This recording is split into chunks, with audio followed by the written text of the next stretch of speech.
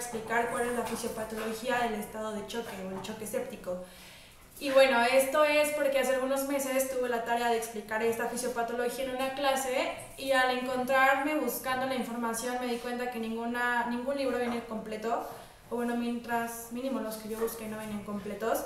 Tuve que buscar varios libros y a partir de estos varios libros armar una explicación y armarla yo, y esto fue lo que hice. Espero que a alguien le sirva en la vida y que no los confunda más. Entonces, para empezar, el choque se define como un estado o un cuadro de insolación aguda que se caracteriza por una insuficiencia circulatoria grave generalizada. Esta insuficiencia circulatoria debe ser de tal magnitud que comprometa la perfusión de los tejidos y con esto nos dé lugar a tres situaciones. La primera, una ineficiencia en el transporte de oxígeno. La segunda, un ineficiente aporte de oxígeno a los tejidos. La tercera, una ineficiente remoción de los metabolitos tóxicos generados por las células. Y bueno, en el estado de choque sabemos que es un cuadro progresivo y esto significa que es de máxima gravedad y la mayor pesadilla de cualquier médico, debido a que si una vez iniciado el estado de choque no se detiene, este evoluciona rápidamente hasta generar daño celular, falla orgánica múltiple y la muerte del paciente. Y bueno, ya la fisiopatología como tal empieza sabiendo que el choque representa una compleja y progresiva vía inflamatoria. Esta compleja y progresiva vía inflamatoria es secundaria a una enfermedad infecciosa. Y bueno, de aquí va a partir la falla cardiovascular, la falla circulatoria y como resultado final la falla orgánica múltiple. Sabemos que antes de que se instale el estado de choque, nuestro paciente tiene que estar expuesto a una bacteremia. Y sabemos que la mayoría de las bacteremias son resultado de la colonización de bacterias comensales que se encuentran en la superficie de mucosas de revestimiento del tracto genitourinario, del tracto respiratorio, del tracto gastrointestinal. Entonces, para que se dé esta colonización de estas bacterias, se necesita primero que nada la adherencia de ellas. Esta adherencia es posible gracias a la unión de moléculas de superficie en estos microorganismos que se encuentran con moléculas de superficie en las células que conforman las mucosas de revestimiento. Y bueno, una vez que se conectan una y la otra, se da la adherencia y posteriormente la translocación de la bacteria al interior de la célula y posteriormente al interior del torrente circulatorio. Pero bueno, esta translocación no es, podría decirse, relevante en pacientes con un sistema inmunológico competente. Es autolimitada, pero si nos estamos enfrentando a un paciente con un sistema inmunológico deficiente o inmaduro o incompetente, dígase pacientes con VIH o pacientes que presentan una edad extremista, ya como sean ancianos o neonatos, o pacientes que consumen drogas inmunosupresoras, entonces esta translocación llega a ser relevante.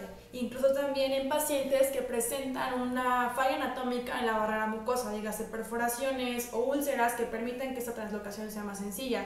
Entonces, cuando la translocación sucede y no es autolimitada como en estos casos, estas bacterias llegan al torrente circulatorio y son transportadas hacia todos los rincones del cuerpo. Una vez que estas se encuentran en el torrente circulatorio, son reconocidas por células de la respuesta inmunológica a partir de receptores TOD o receptores CD14, que todo el mundo conoce, y esta activación y esta invasión de estas células inmunológicas produce la activación de la transcripción de genes para la síntesis de citocinas y quimiosinas. Las citocinas y quimiosinas son mediadores proinflamatorios que al ser liberados por estas células producen una activación de la respuesta inflamatoria. Y bueno, sabemos que las principales funciones o dentro de las principales funciones de estas moléculas está la liberación de óxido nítrico. Sabemos también que el óxido nítrico es un potente vasodilatador que produce vasodilatación y con esto un aumento del flujo sanguíneo en la zona, o sea, a todas las zonas porque en todos lados están las bacterias. O sea, en todos lados hay vasodilatación y con esto un aumento del flujo sanguíneo y con esto un mayor transporte de respuestas de células de la respuesta inmune. Y bueno, esto con el tiempo, y mientras esto pasa, mientras se produce esta vasodilatación por la respuesta inflamatoria, por otro lado, la invasión bacteriana va a generar un aumento en la expresión de moléculas de adhesión en la superficie de los vasos sanguíneos.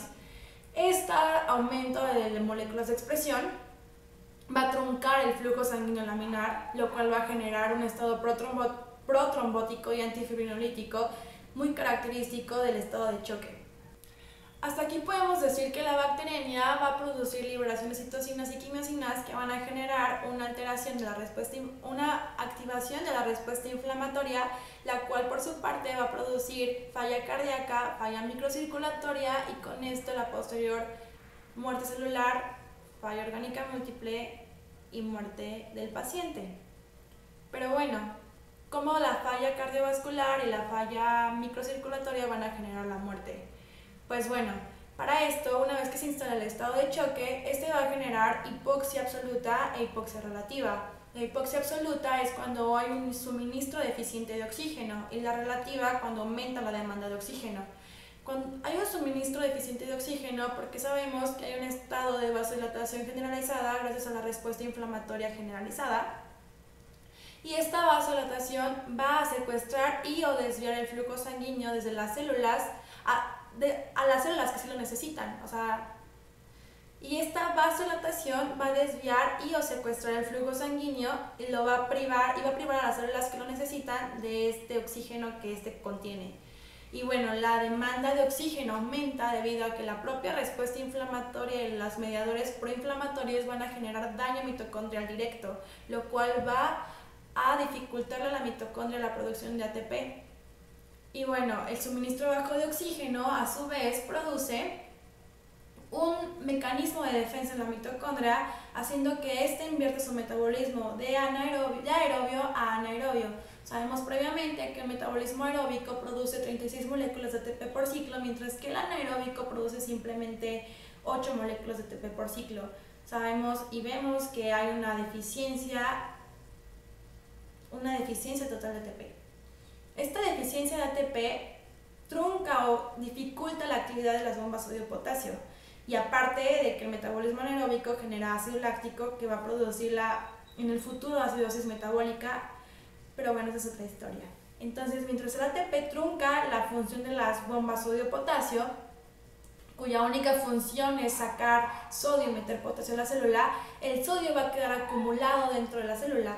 Esta acumulación de sodio en el interior va a generar la difusión de agua por ósmosis desde los vasos sanguíneos hasta el interior de la célula, produciendo que ésta se edematice. La edematización celular en algún punto va a producir o va a perpetuar la hipoxia y va a perpetuar el estado de choque. ¿Por qué? Porque obviamente si el flujo sanguíneo está dentro de la célula, no está en los vasos, menos va a llegar a las células que lo siguen necesitando.